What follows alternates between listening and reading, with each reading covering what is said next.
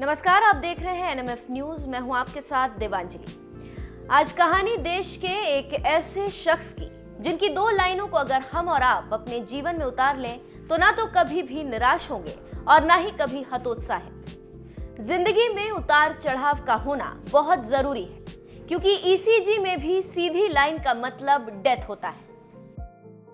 रतन टाटा की इन लाइनों में जीवन का सार है।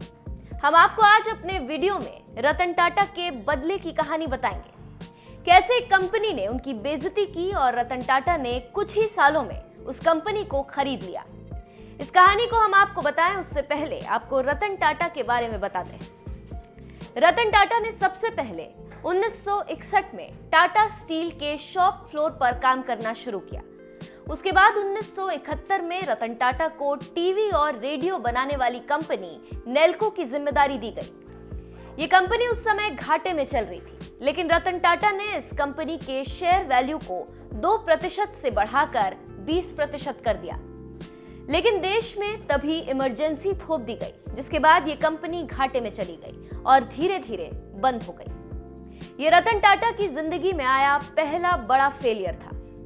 इसके बाद 1977 में रतन टाटा को एक्सप्रेस मिल की जिम्मेदारी दी गई। इस कंपनी की बागडोर भी रतन टाटा ने तब थामी जब वो बंद होने के कगार पर थी।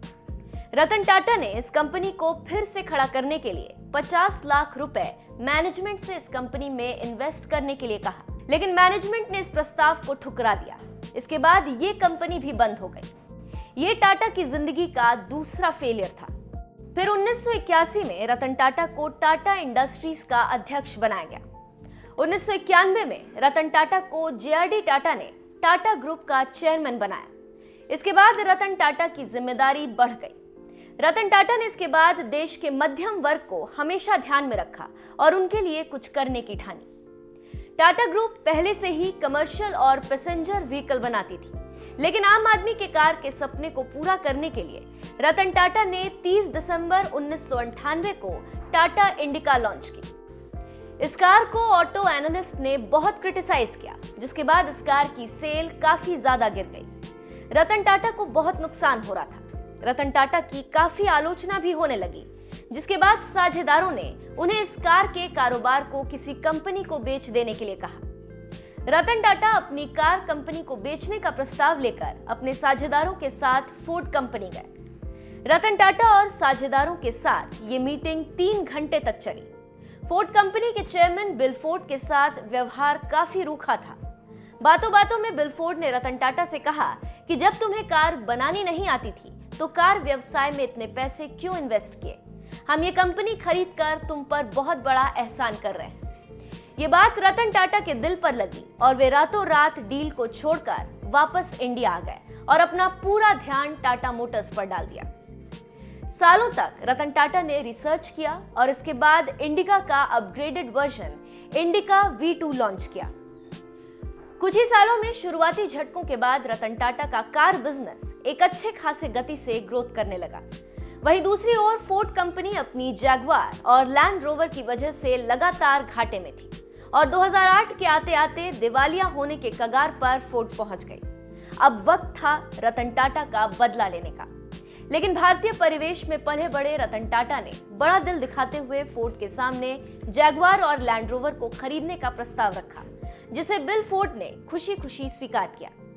बिल फोर्ड अपने साझेदारों के साथ टाटा समूह के मुख्यालय पर पहुंचे, जैसे कभी रतन टाटा उनसे मिलने उनके मुख्यालय गए थे। रतन टाटा ने फोर्ड से जैगवार और लैंड रोवर ब्रांड 2.3 अरब डॉलर में खरीदकर उदारता दिखाई। बिल फोर्ड ने एक बार फिर वही बात दोहराई जो 9 साल पहले उन्होंने कही थी, लेकिन इस बार कहने का अंदाज जुदा था। फोर्ड ने कहा कि आपने ये कंपनी खरीदकर हम पर एहसान किया है, तो रतन टाटा ने कहा कि हम जैगवार और लैंड रोवर को खरीदकर काफी खुश हैं। ये एक महान बिजनेसमैन के शब्द थे, जिसने लैंड रोवर और जैगवार को भी आज प्रॉफिटेबल बना दिया है।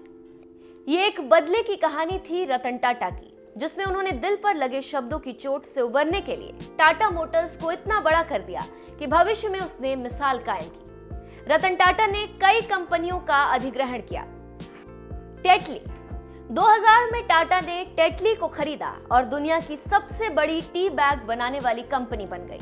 2004 में टाटा ने साउथ कोरिया की देव कमर्शियल मोटर्स को खरीदा। कोरस।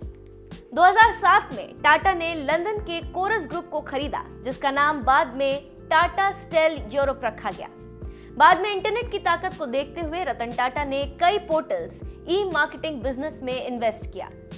ओला, Paytm, Xiaomi, Snapdeal, Zivame, cashkaro.com, firsttry.com, कारदेखो.com, lenskart.com, kyazunga.com, bluestone.com जैसे कई पोर्टल्स में इन्वेस्ट किया। रतन टाटा एक विजनरी बिजनेसमैन है जो वक्त के साथ बदलाव भी करते हैं और भविष्य को समझकर बाजार में निवेश भी। तभी तो आज टाटा कंपनी इस देश की बड़ी कंपनियों में से एक है।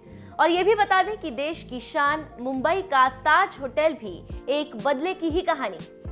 ये वीडियो भी आप हमारे पेज में देख सकते हैं, जिसका लिंक हमारे डिस्क्रिप्शन बॉक्स में है। ये जानकारी आपको कैसी लगी हमें कमेंट बॉक्स में लिखकर बताएं। और अगर YouTube पर देख रहे हैं तो पेज को सब्सक्राइब कर लें, और अगर Facebook पर देख रहे हैं तो पेज को लाइक करना ना भूलें।